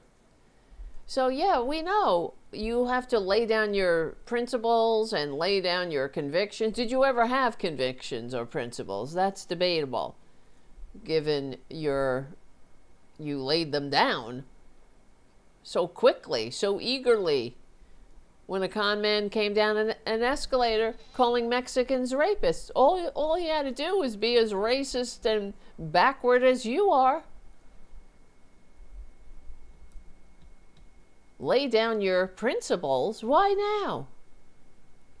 Oh, you had principles about child sexual assault. Is that it? That you have to lay down? That's something that Republicans are doing all over the country. Ken Paxton, he laid them down long time ago. And all Republicans, MAGA Mike Johnson, he's laid them down. He's supposed to be real Christian. He has to pray, apparently, before every meal. Thank you, my Lord, for giving me the power, to making me the third in line to the throne of America. Can you believe it? Me, little maggot Mike. But thank you, my Lord, for this food I'm about to eat to sustain my worthless carcass, because I might as well not have any power since I've given it over to the worst human being on the planet, who is all over the Epstein files committing crimes against children. But tell me again how you love children, Republicans. It's all about the children, right? No children should have gender affirming care. Don't treat children with make them, don't treat children like they matter, because you got to cut their lifelines, cut their parents' lifelines. Children don't need to go to a doctor, right? They don't need pesky school. The children, well, we know how children are. They don't like going to school. That's for sure. And we don't need no uppity children growing into uppity adults who vote against Republican policies. That's for sure. So that's why I'm wondering why we even needed that lecture. Why he needed to lecture his viewers or whoever to tell them, lay down your principles. What principles? Are we supposed to fill in the blank here? What principles? I'm genuinely concerned, or curious, not even concerned. I'm curious about it. What's the principles you're laying down? Because as far as I can see, Traitor Trump has always been a dirtbag. He's always been a crook. He's always been a sexual predator. So he's always been a con man and a liar, a racist, a whiner, a grifter, a danger to democracy, a traitor who would sell his own mother for an extra $20. You got $20. You got a buck. He's the guy that said, in a couple of years I'll be dating you, to a couple of 10-year-olds. He's the one that said, if she wasn't my daughter, I'd be dating her. Because that's the highest compliment he could give anyone. If he wanted to bang you, even if it's his daughter. Because that's a sociopath way of thinking. If she wasn't my daughter, I'd be dating her. Is that the principle you put down? Because it seems like you put down a lot of principles before this day, before this time. So I'm really curious which ones you're jettisoning now. Anyone can help me with this? It's crazy. Right? Because what principles were left from the first maladministration when you voted for him again? Which principles? You saw the insurrection. You heard the phone call. I just need you to find me the votes to win. You hear the lies. So what principles are we talking about? The million dead, right? He left office with the worst jobs record since Herbert Hoover, and 1 million dead behind him, corpses. Oh, remember the good old days, make America great again, where frontline first responders are wearing garbage bags as PPE and washing out their N95 masks. Because that's how great we were. So it's really incredible. I don't know. That's what I mean. There's no specifics. Where are the receipts? Tell us. I'd be interested in knowing.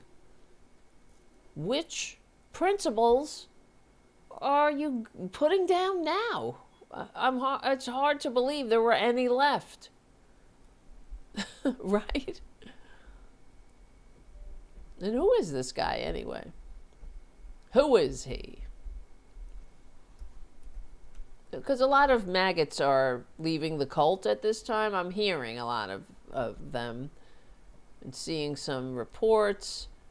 Like Candace Owens, Tucker Carlson, they're just setting up the next grift because they know that the con man Traitor Trump is not going to live forever. They realize that. And they got to cycle into the next grift, to wherever that might be. And they see the writing on the wall. MAGA is a dead movement. It is a corpse.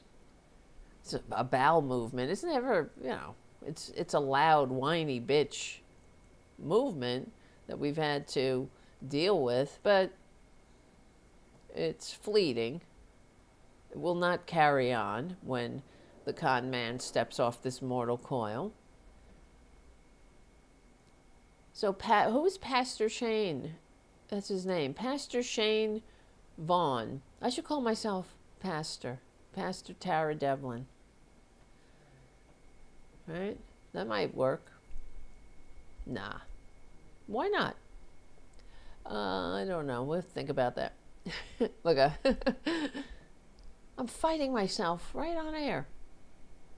He's telling conservatives that if he wants to stay, if they want to stay on the Trump train, they must lay down their convictions and back Trump up no matter what.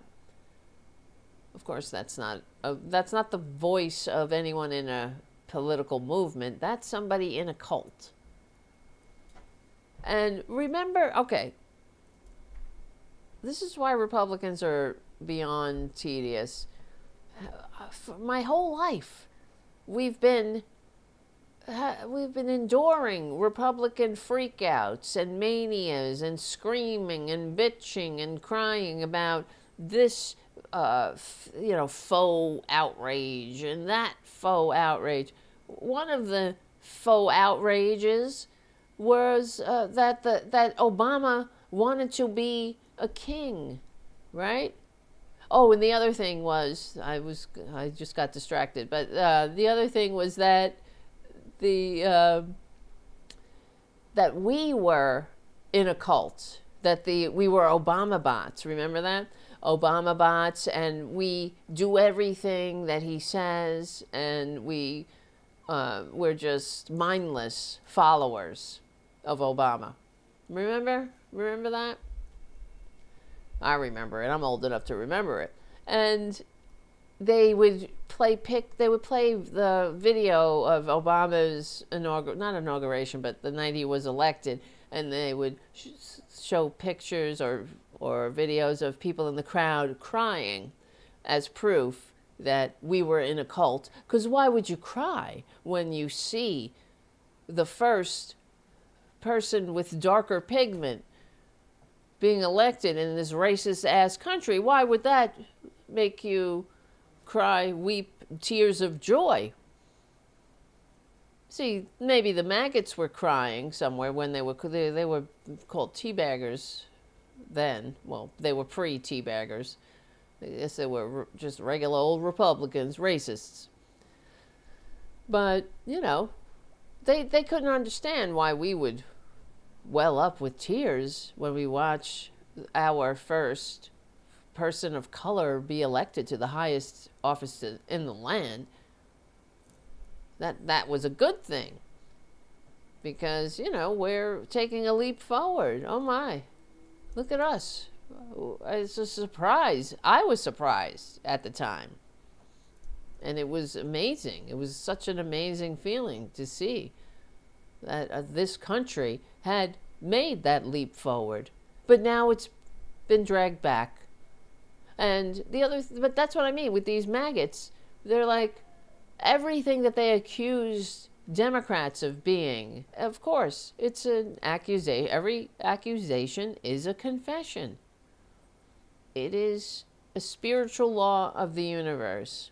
Water will always freeze at 32 degrees, and with Republicans, every accusation is a confession. It is a law.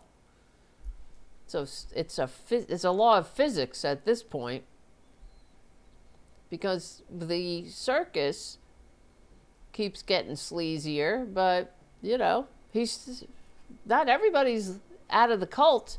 I get messaged by these people. And here's the music. That's the end of the show. I'm just going to lower it because we know it's the end.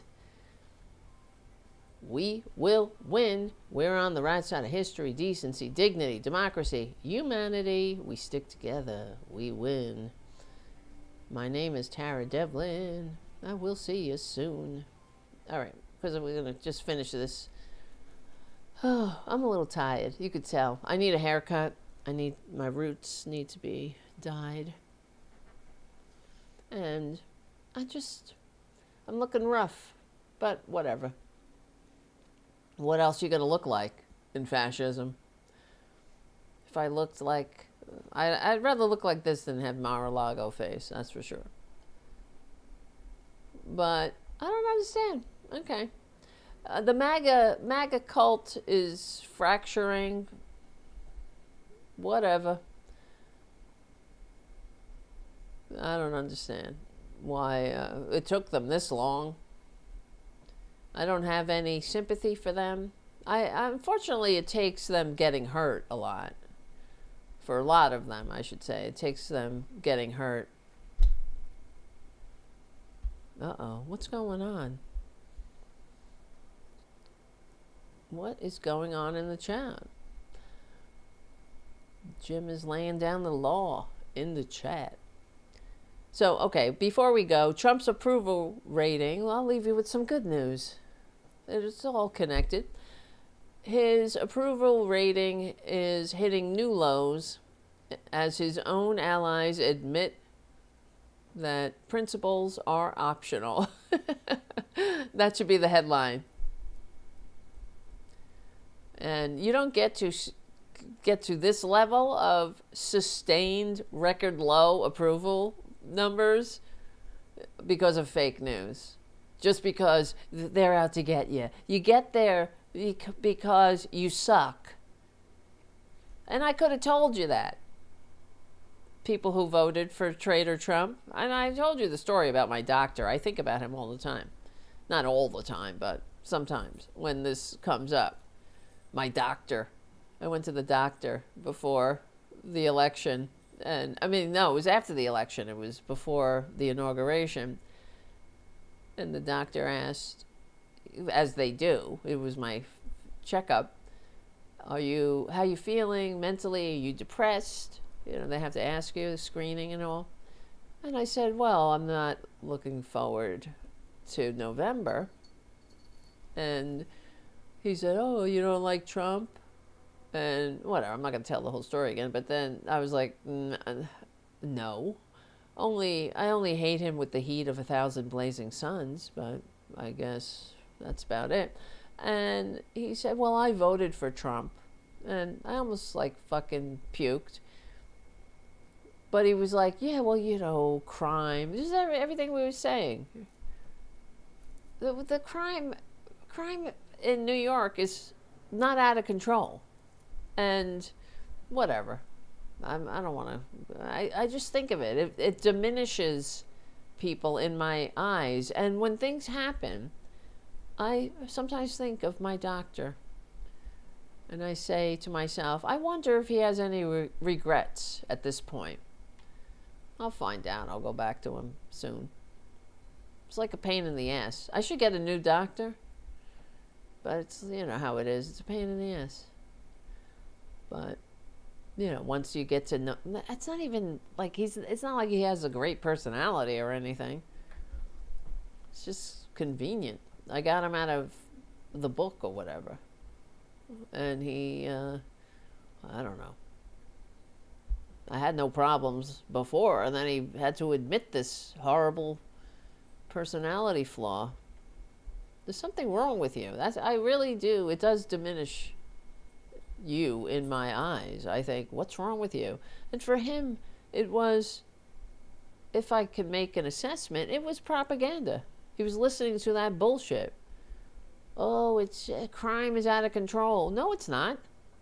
I mean, there's always been crime. There will always be crime. And I hate to tell you, Doc, but Traitor Trump does not have any control over the crime rates in Jackson fucking Queens, you know, Jacksonville, Queens. Right? I'm sorry. He has no control of the things that are going on Roosevelt Avenue, Queens. Fucking unreal. All right.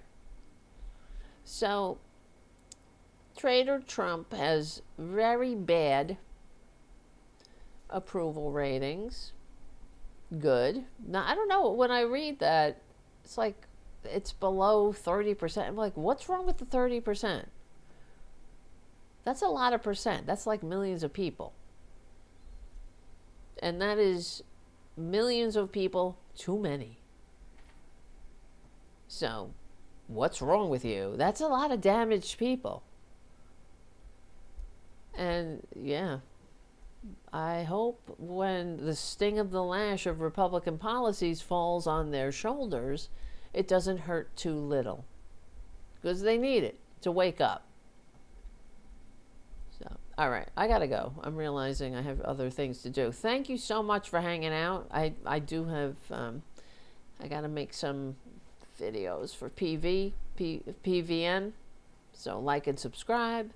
This show and the Political Voices Network. Thank you, members. Thank you, JD Christie, for your super chat. Baboon bonus. Thank you, Brenda, for your super chat. Thanks, Tara and all. Thank you so much. And RDY4, thank you so much. Enjoyed the show, Tara. Love your HAL appearances. Thank you. Thank you. I love that you love my HAL appearances. Hope I'll be on again, I'm sure.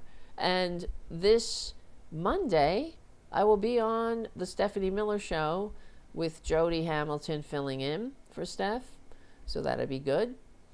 And hopefully I'll get on there more often and we'll get more viewers and people will find out about the channel and all. That's the hope. And other things, the Substack. I have to improve everything, the Substack, everything, the patronage, and there's so much work I have to do to really convert this channel and everything to a functioning and formidable site. Which hour? I think I'm going on in the last hour. So, what time am I going on?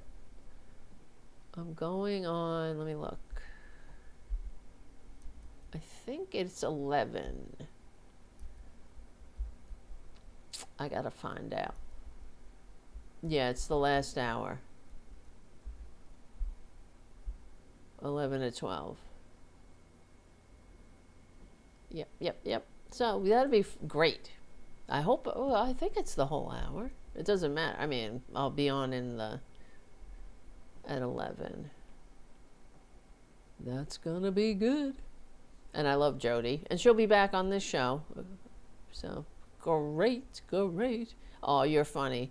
56. Nick Rich. Improving perfection ain't easy. That is funny. Are you talking about me? This show, I mean? Thank you. That's amazing. And I'm really happy the camera held out. If you were watching the Anti-Fascist Book Club earlier, we had a camera problem. I think this camera's fitzing out. Gonna need a new one. See, that's what I'm talking about. So, thank you for your support. It's the stuff that you do and contribute. I know there's many places you can contribute, but that helps keep the show going and growing for real, because it takes money to do the show. Even though, I mean, we got cats in the background and all, but it's, everything costs. The restream, the camera, you know, everything. The eCam, it all costs to put it on. And everything else. The AI now. Thank goodness. I mean, the AI is good for research, I have to say. It does cut down on time in that sense. But then other things fill in time. You know, when you save time one place, you get it eaten up in another place. It's just the nature of life. All right. Ugh, look at me. I'm not even sitting up straight. This is not good. All right. Not tomorrow. Monday. Today is Friday. Monday on Stephanie. All right, my beautifuls.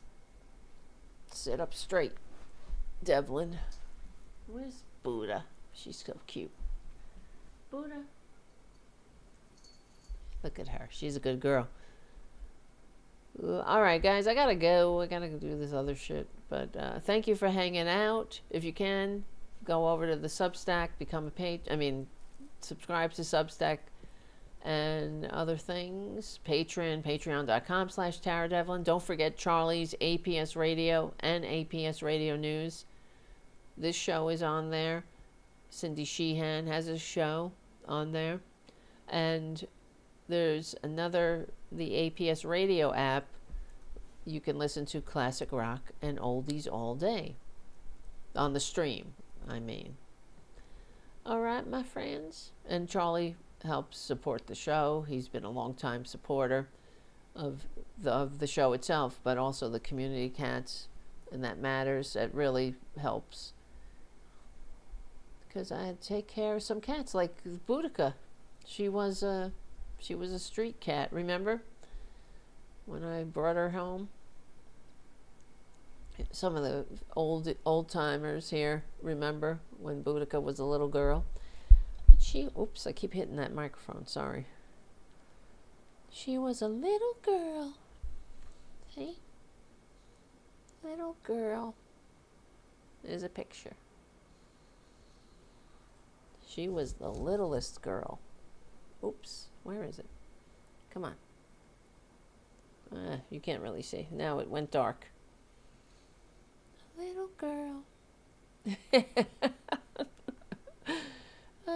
I keep saying I'm leaving and then I stay. All right, guys, thank you for hanging out. I don't know what I would do without you. I'd probably be very depressed. But we will win. I am depressed. It sucks having to deal with this shit. We will win. We're on the right side of history. Remember this. This is what keeps me going. We're on the right side of history. We're on the right side of decency, dignity, democracy, humanity. We are the real patriots. We're carrying the mantle of the revolution. We're the ones who, if we went back in time, we would be the ones who built this country, born of the liberal age of enlightenment. That's the truth of our founding. While the conservatives begged the king for a trickle. Whew. And now they're begging the king today again. See? They prove me right all the time. It sucks to be right, literally and figuratively, but we will win. Remember, we stick together. We win. Thank you so much for hanging out, guys. My name is Tara Devlin. Check out Stephanie Miller's show on Monday, and I will see you there. And then I'll see you Tuesday. And in the meantime, I'll see you on the Substack. All right? I'll see you very soon. Stay safe.